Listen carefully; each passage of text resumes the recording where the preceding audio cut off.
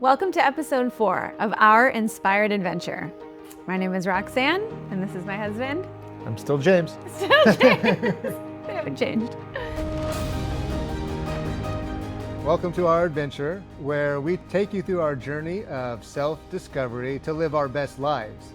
Our destination, our North Star, is actually to live a life beyond our wildest dreams, and we want to invite you to take that adventure with us and hopefully inspire you to take a similar type of adventure. So we're so excited to be continuing the story with you. We were supposed to start talking about Sydney, which is where we are currently, but I had a gut feeling, and I told James I got to put the pause on that and focus on the actual departure from LA, because it's such a pivotal time in our lives. Yeah, we're allowed to pivot, and so are you. But now you see what it's like living with Roxanne. I want to speed ahead, and she wants to pump the brake. Pull it back. It's true. Welcome to our marriage. It's true. Stop rushing. So here we are. In Sydney. But we're not going to talk about that. Talk about it next time. We'll talk about it next time. Or maybe the time after. We'll see what happens. It's your world.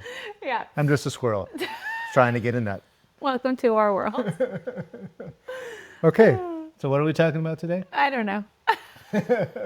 No, we're talking about the departure from LA, the process, like actually making the decision, and now let's go on an adventure. Yeah, it makes me think of the Lord of the Rings. We're going on an adventure. Actually, we're in Hobbitown, and our kids actually reenacted that scene, which was a lot of fun. Cut to that. Yeah. That Cut to that scene.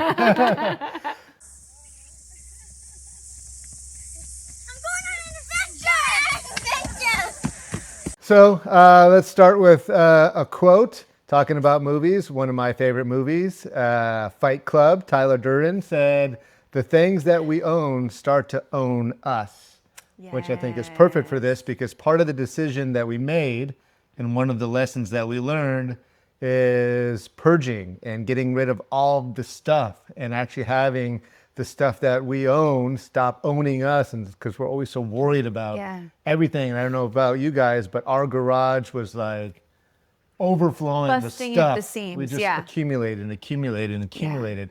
Wouldn't call us hoarders, but maybe I feel like a lot of people. Well, I can't talk for a lot of people, but if our garage was packed, borderline hoarders. We always had that space in the house that we called.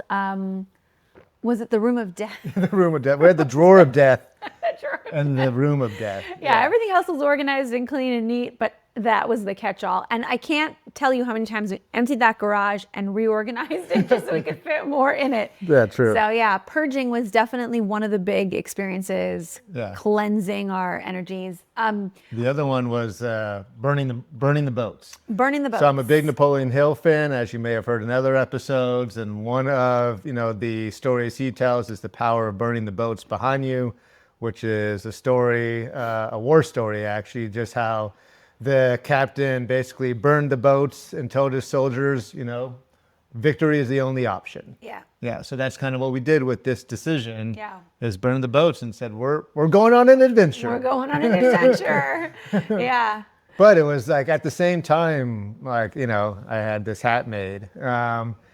Being on an adventure is so fun and exciting. And then like when we made the decision, like life went from mundane, boring, stressful, overwhelming to like excited. And I didn't remember the last time in years did we feel excited. Maybe when we were getting married and I was groomzilla. We'll have to do an episode on our marriage. We had we had moments, right? Moments in life that was like that re-energizing, having a baby, getting married, going on certain vacations. But it was, again, then going back to the grind. And my mom asked me the other day, actually, I forgot to tell you this. She said, "Do you still feel like you're on vacation?" And because of the nature of how we've done this trip, we've planted ourselves in different places, which we'll get to later. So there is an element where it doesn't feel like vacation because we're grocery shopping and we're doing the routines. But there's that wonder. We're in a new place, we're meeting new people, we're going new places, we're learning new things, and that excitement is there, even though there's still an element of routine. Yeah, and this, I think I said it last episode, production it's just different. Like I always think I need to produce and perform, but now it's different. Now instead of like in the grind of accumulating more agents, more listings, more business, more money, it's about the production and performance of being a better dad, being a better husband, being like true to myself, healing. Like it's a Yeah. different type of performance. Yeah. Yeah. Yeah, which is a process. I mean, even yesterday, you were talking about our podcast and are we doing enough? And we were both feeling like that. But again, it's right. It's the production of we're going to live our lives the best we can every single day. And Yeah. And surrendering to the process and not having to think that I need to control everything and just like, hey, this is just the flow of what which is we're such a doing. departure because our old selves would have said, okay, let's get up at 5 a.m. tomorrow morning and just get caught up on whatever we think we needed to do. Yeah. But Yeah, it's different. Now I just get up early to meditate for 45 minutes. yeah. So let's go. Okay. So we made the decision. And Why our episodes are always 40 minutes. so we made the decision. the decision. And then we created a list because we are good planners. Yeah. So, So, we like to do the to-do list. yeah, because at this point we were surrendering, but we also still are very much, in our habit of planning, which I think was a really beautiful balance. Yeah, it was a good balance. That's a good way to put it. Yeah. And actually we made it fun. So what we would do, so again, we were always even if we did drop our kids off at school, it was like Right to work. kick them out the door and go right to work, basically. Still Caroline. moving. Hold on to throw them out. Get out, go. But we actually took the time. We brought Pandora with us, who was our dog. We'd walk him into school, and then you and I would go for a walk. We'd go and get a coffee. Yeah. And then we would walk for an hour and go through our list of like what needs to be done and what we were going to tackle that day. Yeah. And then it was like divide and conquer. It was like we were in a secret club, right? Yeah, Like it was that's an a good way to put exciting it. secret club. We'd go and it'd be like, okay, let's do this. Yeah, And especially before we told anybody too. yeah, nobody knew. It was And our so- treasure map. Yeah, we were going to go find our treasure. Yeah, and the first few weeks, I look back, look back on that time, and it was just such a special quiet in the storm that we had been experiencing prior to that.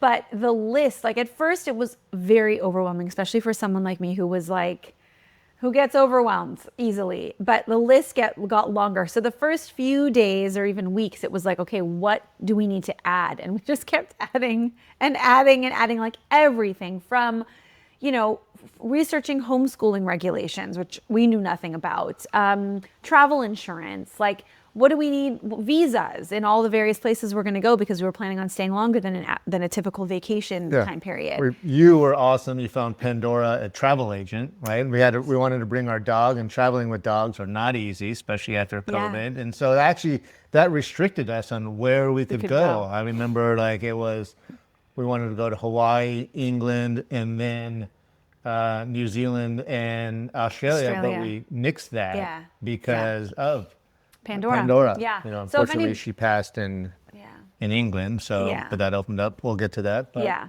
But if anybody does need a recommendation, this pet travel agent was incredible because she cleared the pathway for us. She let us know where to go, where not to go, and then she helped us from A to Z. So that's had the right people. Reach out if you have any questions because she was amazing. But yeah, it was everything because we didn't know. We didn't know what we would need. And so even things around the house, things that we had put off for years around the house, like those honeydews that we just didn't get to because we were busy. So the list was long, but it was a really beautiful time. Yeah. Because we would go and we would walk, and it was like, okay, what are the 2-3 things we're going to deal with today? And he and I would each take our respective things off the list, and then the next day it would be, okay, where are we at? And so it really kept things moving forward. It did. I think what really ignited the fire for us to knock that list out. So yeah, what really ignited the fire? So I like to speed things up. I think we decided that we would leave in July or August. My request was that we stay through the summer because I was pumping the brakes. Even though I was like, let's go, I was like, pump the brakes. We need to be somewhere by the time the school year starts for homeschooling, but we have until the end of summer. So let's just stay. So yeah. So something that I was in charge of was finding where we were going to go, right? Yes. So our first destination we decided was Hawaii. Yeah. So I went on Airbnb, VRBO, and all the short-term rental sites. And because we were traveling with our dog, who was a husky, it limited where we could stay. There weren't very many places that would allow a family and a dog.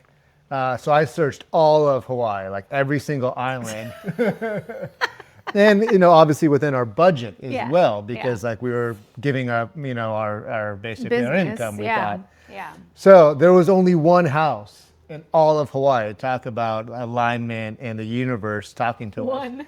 Which was on Oahu, on the other side of like Waikiki, the other side of Honolulu, like the main park. Literal opposite end. But it was called like the Jurassic Home, which like took place like which is situated where they filmed Jurassic Park in this beautiful area called Hauula, and it was on this beautiful like mile-long beach.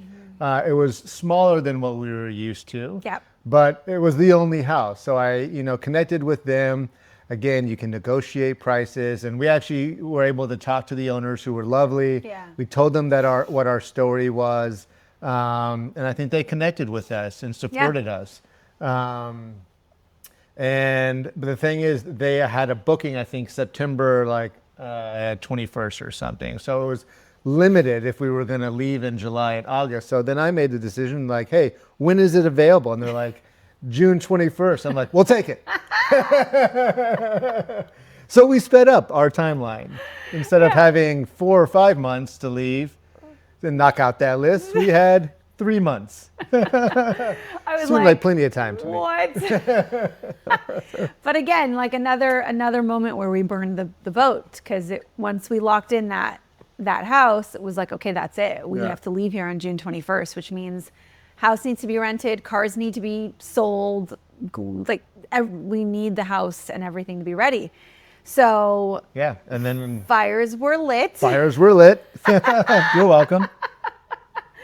Yeah, and we just started doing it. We started tackling it. Yeah, I think the first thing we did was decide, okay, we need to start telling our family. We need to tell our family first, and our friends and our teammates. Yeah, So, actually, that was, I mean, the telling our family, and then also declining the kids' admission to school. yeah, that was big for you. That was big for me. Yeah, she kept on asking me, like, what should we do? What should we do? Should we decline it? Should we just keep it? Should we just pay for it and get the insurance? Yeah. No, Roxanne, we're leaving. It was hard for that to set in for her. It was hard because like the safety net of the routine, and obviously like we're pulling our kids out of school, and I was like, oh my God. Yeah. But no, the day I had to email them and tell them like the kids aren't coming back, that was it for me. Yeah, I think we celebrated that too. We did. Because once it was done, like it felt, if there are any people out there watching that are like me, where it's like, I craved the tradition and the reliability of what's next, but there's a part of me that was very excited for this adventure. So there was like that push and pull happening within me where I didn't want to say no, but then once I said no to their, position at school, it was like, okay, we're going to Hawaii. Like, yeah, I think a lot of people can relate. You have a routine, right? But you want to change things up, right? Yeah. But it's you're in fear to change things up because it's the fear of the unknown. Like what are our kids going to do for school? What are we going to do for money? Like all the normal fears of everyday living. Yeah. Especially like when you do a change like we did, which is like a 180. Yeah. I think most people when they hear gap year, they think, okay, that's good for like kids getting out of high school or out of college, not for adults in their 40s who have kids, own a business. They don't think like a gap year is possible for them. Whereas like it is 100% possible. You know what really excited me the other day was when you told me that Michael and Kelly, shout out Michael and Kelly, who are friends of ours, who because of our adventure were inspired to take a month off and do one of the programs that we're doing because they were like, hey, if they're doing it, we should do it. Which is why we're doing this. We want more people to do it because it's the best thing that we've done. It's probably the best thing I've ever done in my entire life for myself, for our marriage, and for our family. Yeah, and I'll tell you, like, can we talk about the transition, the evolution of Julian? Yes.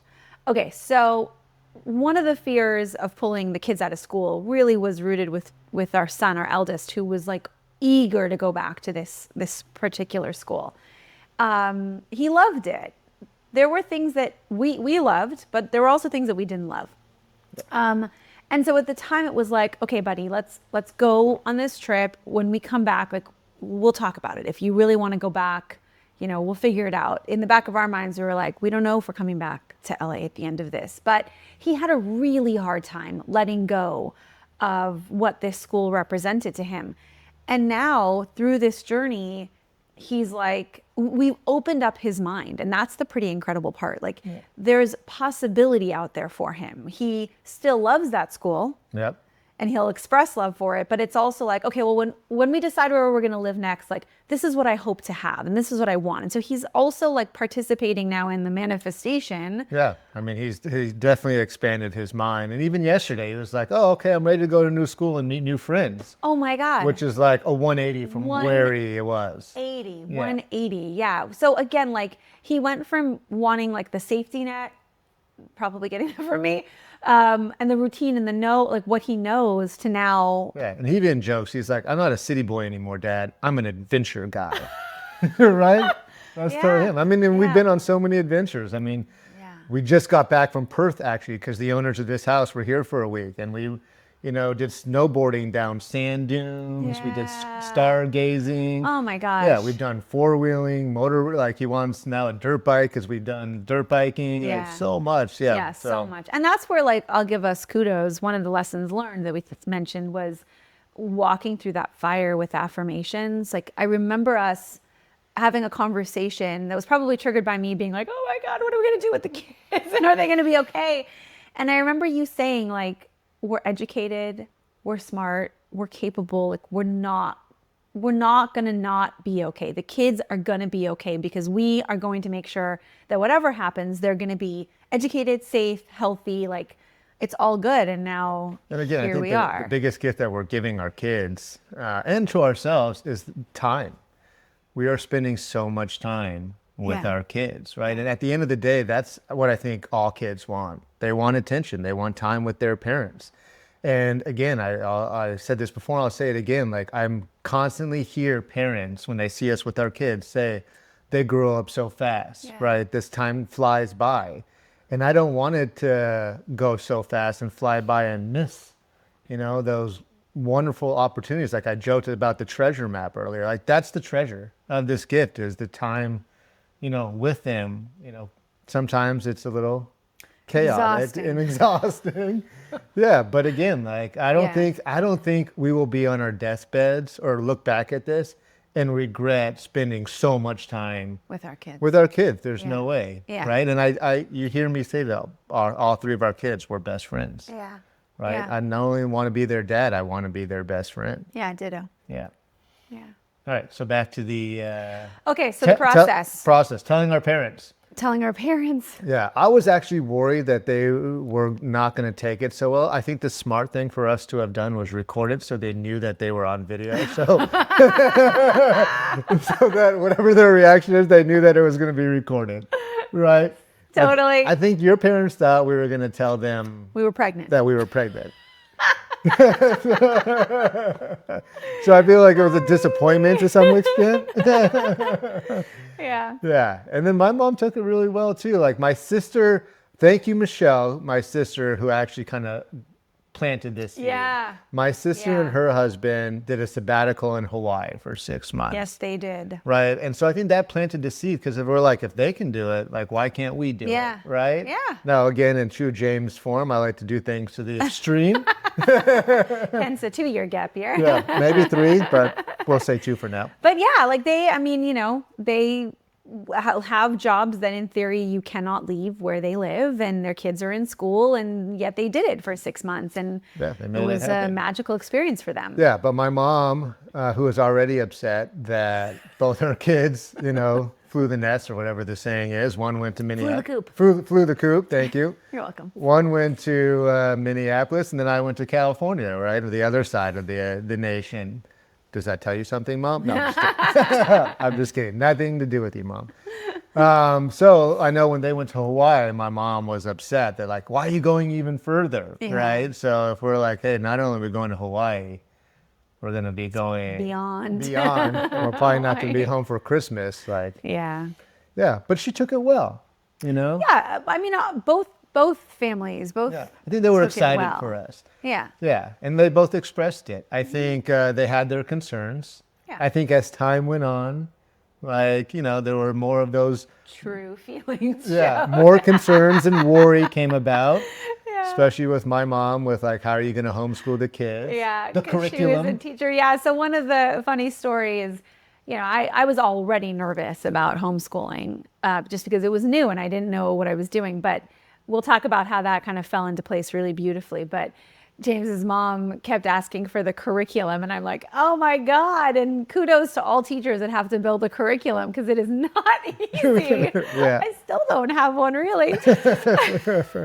Just kind of roll the dice, see the what happens. curriculum would like anxiety every time. Yeah, I remember talking to her one time. Actually, it was when we were in Hawaii. It's like we have, you know, we were still in summer, and she asked again about the curriculum, and I yelled over to Roxanne, "How's the curriculum coming?" And Roxanne just looked at me with a deer in headlights, and like I could tell, like her stress level just like went through the roof. And I actually that day I was like, "Okay, let me help you plan this, right? Let me help," because I could tell that you were beyond stressed about that. But I'm on a hammock. Don't ask me about a curriculum. But no, I think I think they took it well. I think they were worried. I think your mom was and your parents were more worried about like financial, you know, fear Yeah. about like, hey, what are you guys going to do for money in the business? Yeah, I think also, but I think the primary was leaving, physically not being there. Yeah. My mom, I mean, she hit it well. That's true. Yeah. Kudos to you, Helen. Like Helen was incredibly supportive. Incredibly. Yeah. I mean, you have to understand, like, we were very close with your parents. Yeah. Like, we lived together for like 2 years during COVID and the remodels. Yeah. And so they were Yeah. a big part of our lives. We would see them, how many days in a week are there? 7? We would see them 6 days a week. Actually, just a quick story. We went to Hawaii. So we did this big adventure. We're leaving. Goodbye. Farewell. We'll get back to that. 2 weeks later, they My came to parents visit show us up. for 10 days. So that kind of tells you about your parents. They're great. I love them. Thank We you. love Helen and Isaac. We Yes. do. Yeah. But yes, I think for my parents, my dad is kind of an adventurer at heart, I think, because of his childhood. Yeah. My mom, I think, was ultimately supportive, but worried about us leaving and like safety. I think that was really the driving force there. Yeah. Probably also financial, because, parents never want to see their kids make mistakes. Yeah. And then for your mom, I think it was also kind of the distance, not being able to see us, talk to the kids, Yeah. Yeah. I think she was worried about that. and then the curriculum. And the curriculum. Curriculum. Yeah. And then as far as like our friends, I feel like almost everybody supported us that Yeah. we told. There wasn't really any naysayers. No, there really weren't. And I think also we were so sure of it. And we were doing the steps. I think, again, kudos to us because we surrendered while also planning. Because we had that checklist, it was very reassuring because we were like, we really are thinking this through. And then we're tackling things. Like every day we were tackling things. Yeah. And I also think like by that time, because that year was like the hitting rock bottom, we started like shedding away the people, the naysayers in our lives, Yeah. the negative energy, Yeah. the negative people. Yeah. Like they had already, the universe for us had kind of, Yeah. cleared that. The universe does for us what we can't do for ourselves. Yeah. Yeah. And there was still some, for lack of a better term, bullshit going on, right? There was, right? There was Little League Baseball, right? Yeah. Remember that? And, Yeah. and flag football, Little League Baseball. My son is a very good baseball player, and the league wanted him to play up. And he wanted to play with his buddies. So he stayed in his division, and, the team did very well. We went undefeated, but they were, we Yeah. just got a lot of Naysayers and critics because they thought that the decision to hold him back was so that we could win a championship, but it was so that he could be with his buddies. yeah. Like when we knew this was going to be our last, we had a feeling when the season started that this was going to be our last season in LA playing baseball. Yeah, so we had to deal with that. There was also some anti-Semitism Yeah. Yeah. that we were dealing with as well there, Yeah. which was really unfortunate. And then with flag football, there was, It's just bullshit. yeah, there was. And then we were both also healing from situations with our families as well. Yeah, I mean, my grandmother had passed. I want to say 2 years before we took off, and the fallout from that was a lot of family fighting over what would happen next with money, and so it really created a divide. And my family, my extended family, had always been an anchor, a big anchor, because I have a huge family in LA. And when my grandmother passed away, she was really the matriarch of that extended family, even beyond, the first layer of extended family. So when she passed, it kind of created a divide. People took sides. There was fighting over money and a lot of hurt feelings. And in many ways, it also helps to release me from LA, because what once used to be such an anchor was kind of not there anymore. Yeah. Yeah. And then for my family, there was just, around my dad, there was a lot of resentment that was still there and hurt feelings. Yeah. Which ended up being a lawsuit over a beach house that, I was involved in. Just realized like, hey, this is not something I want to continue, because there was already so much emotion there. It felt like, I was going through hell at that point. I didn't want to be a part of the lawsuit. And so when I backed out of it, my dad was infuriated with me. And then my mom and my sister felt abandoned, that I didn't want to continue on. Yeah. And so I felt, alone, Yeah. and I felt abandoned. And it's just, we started healing from Yeah. that, but also we Yeah. just kind of wanted to disengage from all of that. of it, and like see it, from a different perspective. Yeah. Right. Absolutely. Not run away from it, but just start to see it from a different perspective and start the healing forgiveness process as Yeah. well. Yeah, absolutely. I mean, even to today, there is still Healing, yeah, forgiveness and bullshit that comes up. yeah. I mean, But we look at it differently. Yeah. We approach it differently, and it's a constant process to make sure that it doesn't affect us. yeah. I mean, we're learning how to approach things, even if we don't disagree with, or even if we disagree with them, with love and acceptance. Yeah. I'm still growing from it as well. I mean, by no means are we calling ourselves perfect, and there are times where I didn't handle things the best way I could have, and learning. Yeah. It's just a learning process. Yeah. So Yeah, absolutely. yeah, so that's part of this adventure as well, is creating the space to grow. And at the end of the day, we love our family. We want the best for our family. We want a good relationship with them, and we're trying to navigate that, as well as protecting, ourselves and our well-being and our family and our kids. Yeah. So Yeah. So that process was happening for us, and in essentially what was happening is, for me, my anchor was releasing. For you also, a bit of an anchor was releasing, because it allowed you to kind of explore who you were and how you felt, right? yeah. And allow us to go on this journey to kind of discover what was happening. Yeah, I mean, the timing couldn't have been better, because like what would happen, like when we made the decision, like it's just everything kind of fell in sync. Oh yeah, let's talk about that. That's a good topic. Like Yeah. everything fell into place, right? Like it was the universe saying like, yes, you're going in the right direction. Like the best example that I can give is leasing the house, right? So like that was a big stressor of like, okay, we have to lease our house. Yeah. Right, and who are we going to lease it to, and the timing and carrying the property. Yeah. And it turned out that we found a tenant who wanted to lease the house the day we left. Yep.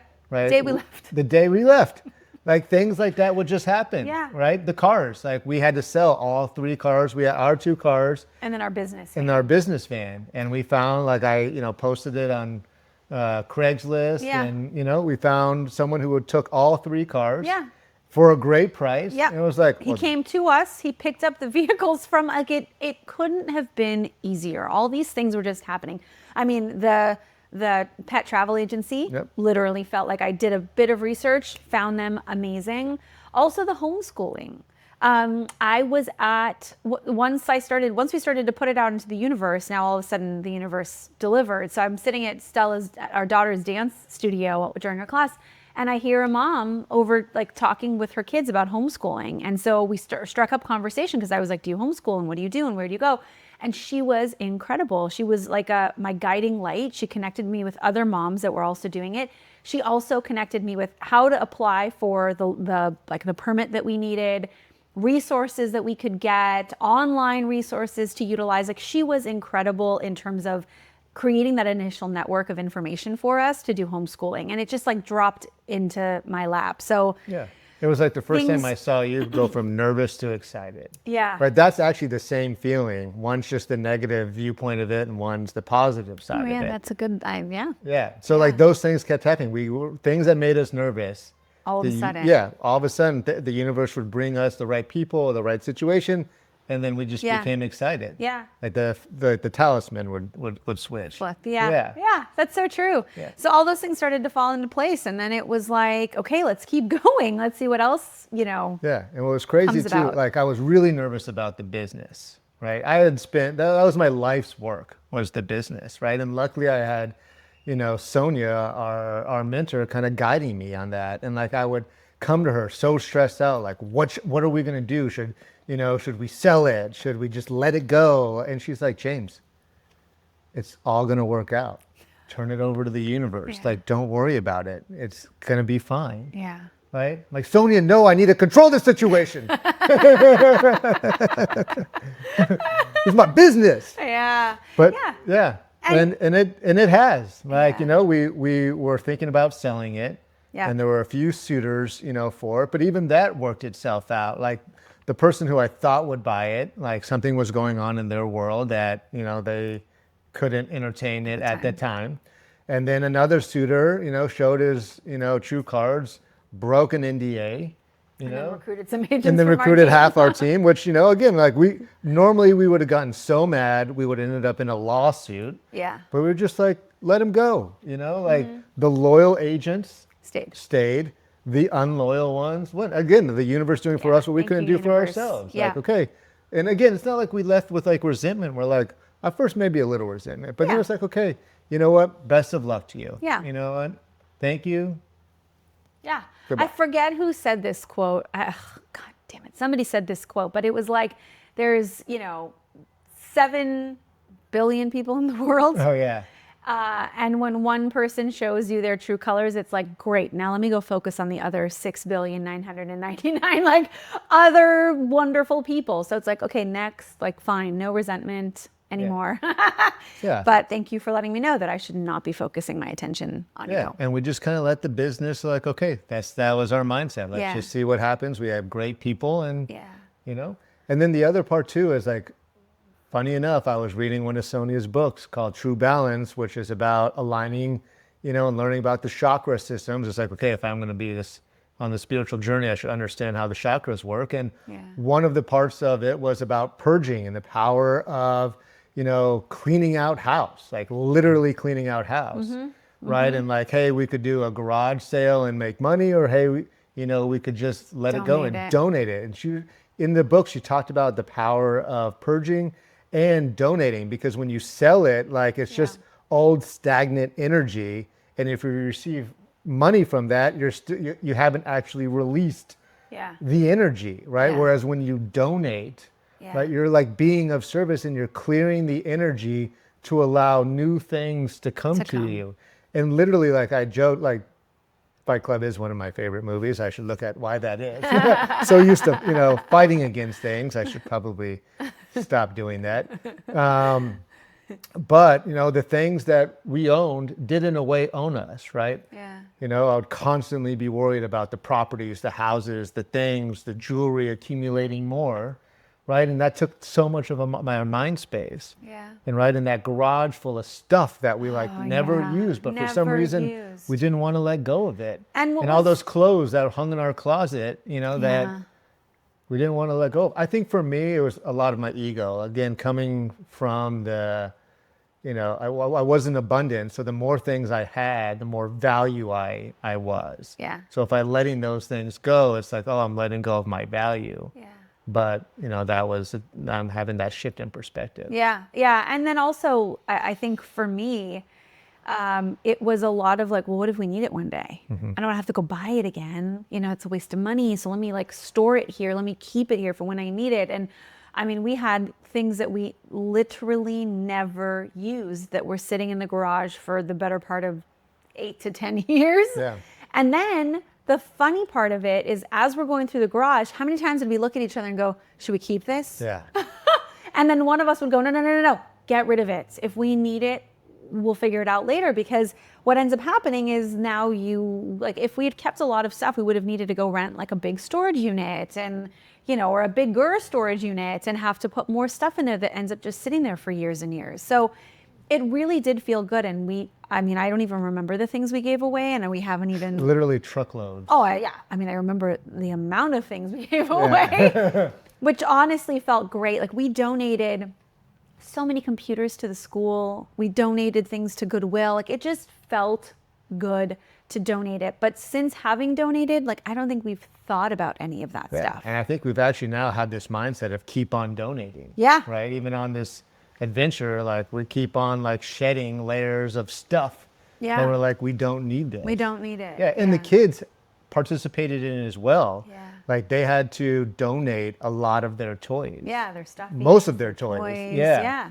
And now they're getting used to, like, when they get gifts for whether a birthday or the holidays, like, they know, like, we're probably not going to take it with us, and that we're going to donate it back to a family in need with kids that don't have, as many toys. And they're good with that. Yeah, they're good. They enjoy it. They enjoy it. Yeah. And like their books, like, they have fun, like picking. I was like, actually, Julian, you need that book. Don't donate. You haven't finished it yet, but he wants to donate it. So it's a really good mindset to have. It's really the difference in mindset of a lack mentality versus an abundant mentality, which we're still working on. Yeah. But starting that process allowed that energy of the lack mentality to go and the abundance to come. Yeah, and also the need mentality. Like, when we're traveling now, because we have to travel so lightly, like, the kids will be like, I need this. Or James and I will say, oh my God, I want this. But it's like, we can't fit it. So we don't need it. Like, we don't. And so a lot of the times where in LA, we might have just got it. We might have bought it. But now all of us are experiencing that. Like, well, do we really need it, or can we let it go? And a lot of the times we let it go. So not going day to day with that, like, desire to buy more or get more things is shifting for us as well. Yeah, 100%. Also to circle back, like, the signs in the universe, like, there's two stories that, like, I think of. One is all during this chaos. The other part of it was, understanding where we're going to go after Hawaii, which was England. So in true James form, I'm like, I'm booking a trip to England, right? I found like a week where I didn't have like baseball practice or baseball games that I had to coach. Are you coming? Yes. It took you a little while. You weren't just... I know, I'm not usually a yes. Because we were going back and forth, like, I'm going, you should come with me. Like, Yeah. So just, again, to talk about like the universe and manifesting, like, I really wanted to fly first class, but Roxanne and I normally fly economy. In fact, I normally go on orbits and find the best possible deal, which means we normally are the seats like right, in front of the toilets. So the whole flight, we hear the toilets, flushing. Yeah. That's not something that we splurge on. Yeah, it's But not. it was a long flight. Anyways, long story short, I was on orbit. There was business class tickets for the same price of like economy. I'm like, what? Book it. And realize, I remember it's like, you saved like $13,000 per ticket or something.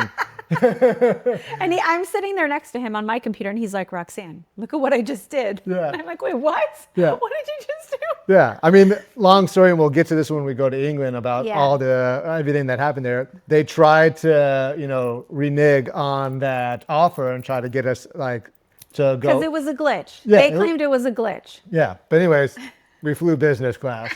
It was a glitch. It was a spiritual glitch that was delivered to James intentionally. Thank you, universe. Yeah, so science, like that science. was... So that was another thing, like synchronicity, right? Again, Yeah. clearing out the space for like awesome things to happen. Yeah. And the other part too was, I think a little bit before that, I was reading this book, Signs, by, I think it's Laura Jackson. who talks about, different signs that the universe gives, both from the universe as well as our ancestors or those who have passed. Again, you have to have an open mind if you're going to read this book. But I remember Julian was going to have hernia surgery. And it was the first time Julian had ever had surgery. And I was a wreck. I was very nervous about it. And then the day of, I couldn't sleep that whole night. And I got up at like 3 or 4 in the morning. And I was like, okay, I'm going to go for a walk with Pandora and just like try to center myself. And in the book, it talked about, that the other side or the universe tries to send you things. And for me, I've always found coins, like pennies, quarters, nickels, and I've always picked it up. And it talks about like that's one of the ways, finding feathers or seeing a flickering light. So anyways, I'm on this walk. It's pitch black out, and I'm coming back, and all of a sudden these lights go on. And I'm like, blinded by the light. And right when the lights came on, it ended up being the security guy, like checking on me. But right when the lights turned on, I looked down and there was a shiny penny. Right? Again, I'm on this walk, I'm breaking down, I'm crying, I'm nervous, I'm praying, about like that Julian's going to be okay.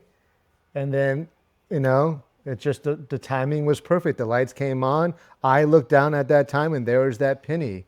Yeah. And that was like an affirmation that like, hey, everything's going to be all right. Yeah. And along this journey, along making the decision, along after burning the boats, like there were just signs from the universe where the lights went on. There was a sign, a shiny penny saying, hey, it's all going to be okay. Because we did, I can say for myself, I second guessed the decision. Yeah. Right? It's like buying a house. Like you're going to get cold feet. Any major life decision, you get cold feet. Yeah. And you rethink it like, hey, is this the right decision? Like we're literally flipping our world upside down. We're going against the norms. We're going against, everything that society tells us we should do. Yeah. But we affirmed, and in our hearts, our spirit was like, no, continue to go forward. Yeah.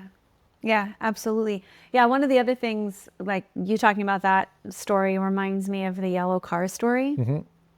So before, a little bit earlier than this point in time, we were deciding what to do with the business because we were at that critical point of, bring it down, kind of bring it to a smaller, maybe even closing point, or let's partner with somebody and like rely on leveraging.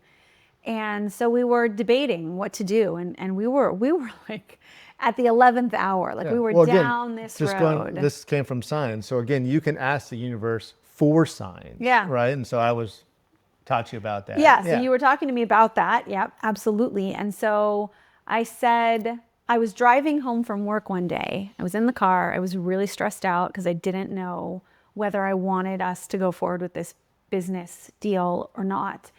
And I said out loud, I think, I was like, okay, universe, if it's a no, show me a yellow car. Did I say outside of our house? No, you just said, show me a yellow car. Show me a yellow car, which I thought was random, right? Because how many yellow cars do you see on the road? So I figured if I see a yellow car, like that's a sign, not a taxi cab. But I get home, and parked right in front of our house is a yellow car. Literally 5 minutes later, I pull up to our house, yellow car right in front of our house that is not a neighbor car. Like I've never seen that car before. I just got goosebumps. Yeah. And I'm like, I literally stopped in my tracks. I think I stopped the car because I was like, oh my God, there's a yellow car. And I went to you. I can't remember if I called you or if I saw you. And I was like, James, we cannot do this. Like yellow car. And we didn't. Yeah. And it was obviously the best decision ever because if we had done the deal, it would have anchored us back to LA. And then the yellow car was gone. Never saw it again after that. Yeah. Crazy. Yeah. Yeah. So then let's talk about, we had a going away party. Oh yeah. Yeah. That was a lot of fun. Yeah. A lot of people showed up for us and, sending it off and good luck and support and love. Yeah. And we had, the kids' friends there, our friends there, which was a beautiful goodbye. Yeah. And then the last 48 hours, which was just chaos. Yeah. I mean, I was still decorating the house. For the tenants that were moving in. And we were, packing. Yeah. So we pulled, I think, 2 all-nighters. It was insane. Yeah. Like literally no Yeah. sleep. There's not actually a great one- picture of us like packing with clothes everywhere too. I'm sure we can Yeah. post that. So Yeah. Yeah. It was, I mean, that we were running on adrenaline and fumes. Yeah.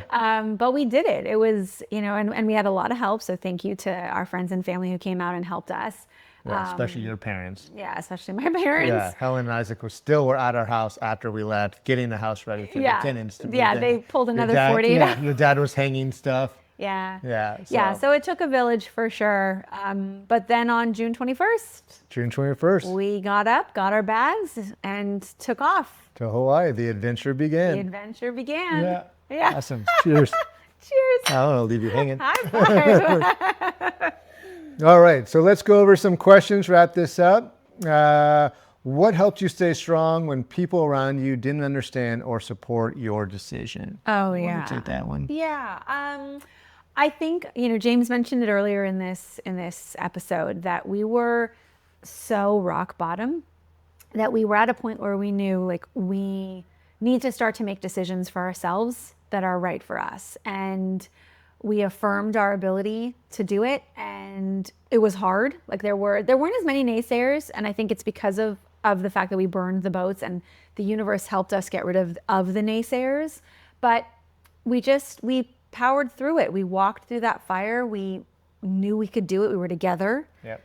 And we relied on our spirit to carry us forward and take the next best step. Yeah, I mean, we stopped looking for outside validation. Yeah. Right? We just, we leaned on each other for support and love and for that validation. Yeah. And what I'll also say is, if there are naysayers or, negative influences in your life, that's a gift that they have now shown themselves to you, because many people would say, both, everything that I've read about mindset and business and spirituality, start to think about who you want in your life. Do you want those people who love you, who support you, who lift you up and bring you positivity?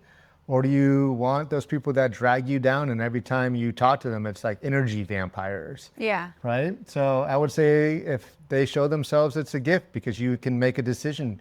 Do you want them on your adventure? Do you want them in your life anymore? Yeah, we were surrounded by people who were supporting us, so we still had the challenges, like, James's mom asking for the curriculum, which was, not criticism, it was encouragement to make sure that we did what we needed to do for homeschooling. And so even though it caused major anxiety, it was good. It was a good challenge, like, and a reminder. So we were surrounded by people who were lovingly supporting us. They weren't necessarily yes people, but they were supporting us in our journey. Yeah. Yeah. How do you hold space for planning and surrendering at the same time? Yeah. I also think our morning routine really helped with us. Again, I had mentioned Hal Elrod and the Morning Miracle. In the mornings, we would wake up and do our morning routine with, prayer, meditation, affirmation, visualization, journaling, and, reading. We took the time to get quiet. Right? We started to relinquish control and surrender to the universe. Because we cleared the energy, we were doing all the, spiritual woo-woo things. Yeah. Thankfully, like Sonia had taught a lot about how to connect with our spirit and let go of the ego. We were able to do that surrendering process. Yeah. And we had our plan. We knew what we wanted, and we just we let it unfold. Yeah. I go back to, God's got 3 answers for you, or the universe has 3 answers for you. None of them are no. It's yes, not right now, and I have something better for you. Right. Right. So we were open to that. Yeah, absolutely. Okay, next question. What was the hardest part to let go of, and what did that teach you about yourself? Should I take that one first? Take that one first, yeah. I think the hardest part to let go of was the safety net of the routine, because I was opening myself up to criticism, failure, the unknown, which at the time was really scary. And that safety net of, knowing where they go to school and living in the same city that I know, and, having my family around to support us felt very safe. So that was probably the hardest thing to let go of, but also such a blessing, because now I live in a world of wonder, because of Sonia's guidance and James's encouragement. Not something I came up with, but a world of wonder is something that Sonia really talks about all the time. And it's a really exciting and fun place to be. But I think that safety net was the hardest part for me. Yeah, for me, it definitely was the business. You know, as an alpha male and, you know, overachiever, you know, not that was my life's work. And to try to go in a different direction in life, into the unknown, that was really scary for me. But, you know, going back to that, you know, the universe has three answers. Like, I love the answer, I have something better for you, right? Which meant that I had to relinquish control so that the universe could bring in something better for me. Yeah. Which is scary because it's the unknown, but that's where the magic and the miracles happen. Yeah, absolutely. Yeah. Okay, next question. I think the last question we have is, question. how did you talk to your kids about such a big life change and help them in the process to process it emotionally? You can start, Mama Bear. I was just like, you're coming with us. It's kind of like when I taught him to swim, I just pushed him in the pool and said, you're swimming. No, just kidding. I mean, I think for the kids, Stella, it's if you're ever considering doing this when the kids are young, do it when they're young, because I would say there's no perfect age to do it. No perfect age. Yeah, Agreed. because I Much think better. a lot of fear could be like, oh, my kids are in high school and they're in middle school. It's too late. Yeah. There's no perfect time to do this, right? There's going to be an adaptation, and there's going to be kind of a struggle as you go through change. Yeah, But absolutely. you will come on the other side of this. Yeah. Absolutely. Yeah. So in our situation, the two younger girls, there were a lot less questions because they just wanted to be with us. As long as they were going to be with us, they're good to go. With our eldest, it was hard because he obviously was old enough to recognize that he wasn't going to be going to the school he knew and the friends and the baseball and all of that. So what we really tried to reinforce was that we're in it together. We're going to be together. We're homeschooling. We're on this journey together. You're not alone. And I think that he found comfort and excitement in that. We focused on the fact that we would have so much more time to do things together, which resonated with him. So I think for us, we were able to connect with him on his values. And then we also reassured him, like, LA was always going to be there. His school was going to be there. And if we realized that it was a mistake, we'll go back. Like, you know, we reserve the right to recognize if it's a mistake. And so I think that also provided him a little bit of comfort. Yeah, I think we told him, like, listen, you know how you're always telling us to get off our phones and get off our computers and to pay more attention to you? Like, this is going to allow us to do this. And, you know, this is an adventure. We're going to have a lot of fun, like exploring and going on those adventure books that you read. Choose your own adventure. Like, that's what we're doing with our life. We're choosing our own adventure. Yeah. An inspired one. Yeah. All right. Okay. Yeah. Okay, so next episode, we will talk about Sydney, unless Roxanne decided to change her mind, which she has the right to do. She might want to pump the brakes. I may want to speed forward. We'll see what happens. Stay tuned. It's part of the adventure. But we're excited to continue on with our adventure with you guys in the sidecar, you know. Yeah. So joining us. if you're watching this, if any of this is resonating with you, please continue to check in with us, communicate with us, send us questions. We love to hear from you. It makes this journey all the more fun. Yeah, and like Michael and Kelly, we've planted the seed that, hey, going on your own adventure is a possibility. Yeah. We'd love to inspire that. All right. Have a See you great next day. time.